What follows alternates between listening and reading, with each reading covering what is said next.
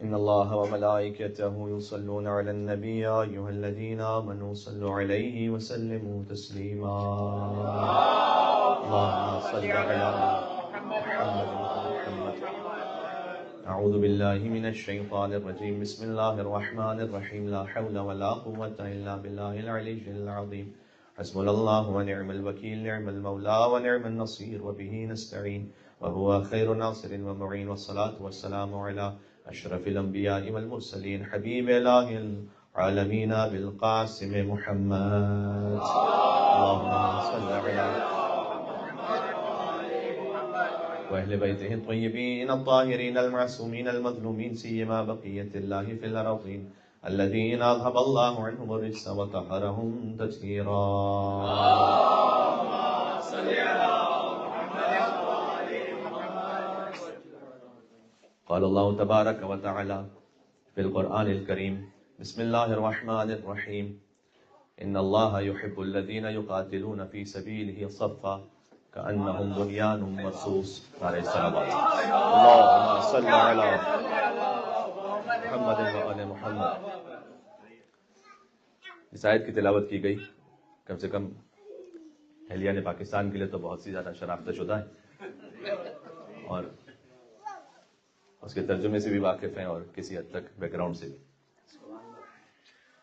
ارشاد اقدس الہی ہے کہ ان اللہ یحب الذین یقاتلون فی سبیلہ، اللہ محبت کرتا ہے ان سے کہ جو اس کی راہ میں قتال کریں، صفاً صف بستہ ہو کر، کأنہم بنیان مرصوص، جیسے کہ وہ ایک آہنی دیوار ہو، ناقابل تسخیر دیوار ہو.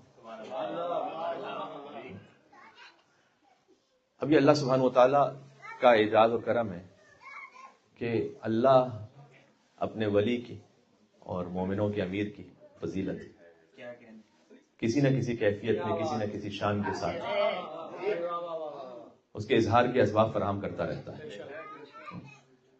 وہ ہے نا کہ علی کو اگر کوئی خدا نہ خواستہ نعوذ باللہ اردو کے اعتبار سے کہتے ہیں نا نام بگاڑ کے پڑھ لینا، تو بھی ولی کسی علی ولی نے کہہ دیا ہوگا.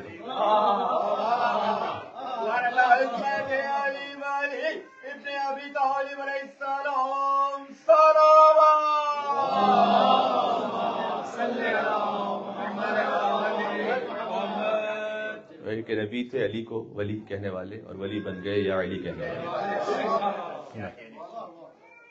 یہ وہ آیت ہے کہ ابن عباس نے خود تفسیر بیان کرتے ہوئے کہا کہ آیت اسد اللہ کے لیے نازل ہوئی اور اسد رسول اللہ کے لیے نازل ہوئی، یعنی علی بن ابی طالب علیہ السلام کے لیے اور حمزہ ابن عبد المطلب کے لیے. اس آیت کی شان یہ. عبیدہ ابن حارث ان کا نام بھی شامل ہے کہ انہوں نے کہا کہ وہ بھی اس آیت میں ہے اور مقداد ابن اسود بھی، اور ان سب کے امام علی بن ابی طالب ہیں. عبیدہ ابن حارث وہ ہیں کہ بدر میں مولا علی اور حضرت حمزہ کے ساتھ جو تیسرے مجاہد گئے تھے وہ عبیدہ ابن حارث ہیں ابن عبد المطلب، یہ ذہن میں رکھیے گا. تو وہ بھی خانوادہ ابو عبد المطلب سے تعلق رکھتے ہیں، ہاشمی. اور شیبہ کو انہوں نے ہی واصل جانب کیا تھا. بہرحال بدر کے پہلے زخمی ہیں اور اسی غزوے کے مہاجروں کے آخری شہید ہیں، کیونکہ واپس آتے ہوئے شہید ہو گئے تھے راستے میں. حضور مکرم اپنے اصحاب کے ساتھ بعض ایک مرتبہ ایک جگہ سے گزر رہے تھے جہاں ان کی قبر ہے، تو بہرحال کسی نے کہا کہ مشک کی خوشبو آ رہی ہے، فرمایا کہ وہی شہید غزوہ بدر کی خوشبو ہے. اور چوتھی شخصیت جن کا نام ابن عباس نے لیا وہ ہے مقداد ابن اسود. مقداد کا بیان بڑا کم ہوتا ہے، حضرت سلمان حضرت ابوذر کا بیان تو پھر بھی ہو جاتا ہے، تو مقداد کا بیان پھر بھی کم ہوتا ہے. لیکن بہرحال حضرت مقداد شجاعت میں بے مثال ہیں. اور اگر آپ حضرت مقداد کے بارے میں احادیث کو پڑھیں، کبھی تو بندے فقیر کا دل چاہتا ہے کہ پوری ایک مجلس حضرت مقداد کے لیے ہونی چاہیے ان کی شان میں، اس لیے کہ آپ حضرت مقداد کے بارے میں احادیث کو پڑھیں تو آپ کو یعنی انگوش بدندہ رہ جاتا ہے انسان، اور تحیر ہوتا ہے اسے کہ حضور مکرم نے فرمایا کہ مجھے اللہ نے حکم دیا کہ مقداد کی محبت کو رکھوں دل میں. اور وہ جو سلمان کے لیے حدیث ہے نا کہ سلمان ہم میں سے ہیں، وہ مقداد کے لیے بھی ہے. بلکہ صادق آل محمد کی گواہی یہ ہے کہ قل لا اسألکم علیہ اجرا الا المودۃ فی القربى پر کسی نے عمل ہی نہیں کیا سوائے 7 لوگوں کے، ان میں مقداد شامل ہے. عمل کر ہی نہیں سکتا جو حق کے عمل ہے اس پر. جی کما حق کوئی عمل کر ہی نہیں سکتا سوائے ان 7 لوگوں کے 7 لوگوں کے نام نے ان سے مقدار ہے. اور خود بڑے صاحب ثروت بھی تھے, تو جب ان کا انتقال ہوا ہے تو انہوں نے خود 36,000 درہم حسنین کریمین امام حسن علیہ السلام امام حسین علیہ السلام ان کے لیے وصیت میں مختص کر دیے تھے کہ مولا کے لیے. بہرحال مولا علیہ السلام کی ظاہری خلافت سے پہلے ہی وفات ہو گئی تھی ان کی 33 ہجری میں. خیر آج حضرت مقداد پہ گفتگو نہیں ہے, لیکن ابن عباس نے کہا کہ یہ جو آیت ہے کہ ان اللہ یحب الذین یقاتلون فی سبیلہ صفا کانہم بنیان مرصوص, اس میں حضرت مقداد بھی شامل ہے اور ان سب کے امام علی بن ابی طالب ہیں. ذرا غور فرمائیے گا کہ خود علی بن ابی طالب السلام صفین کے میدان میں ایک ٹیلے پر چڑھ کے بلند ہوتے ہیں اور وہاں علی نے اس آیت کی تلاوت کی صفین کے میدان میں علی بن ابی طالب علیہ السلام نے. تو علی علیہ السلام نے سمجھایا کہ جب اس آیت کی تلاوت کی جائے تو مقابل پر کون ہے.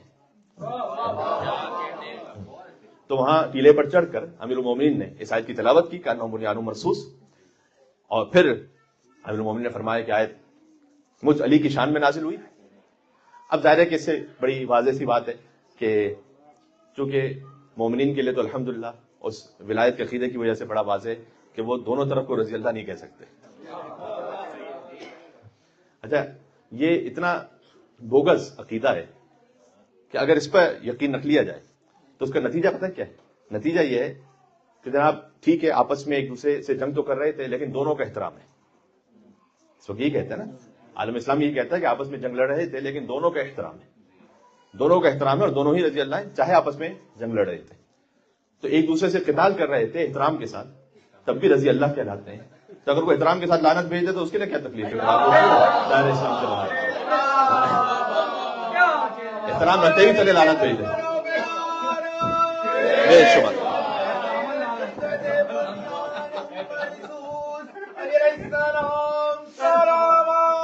اللہم صلی علی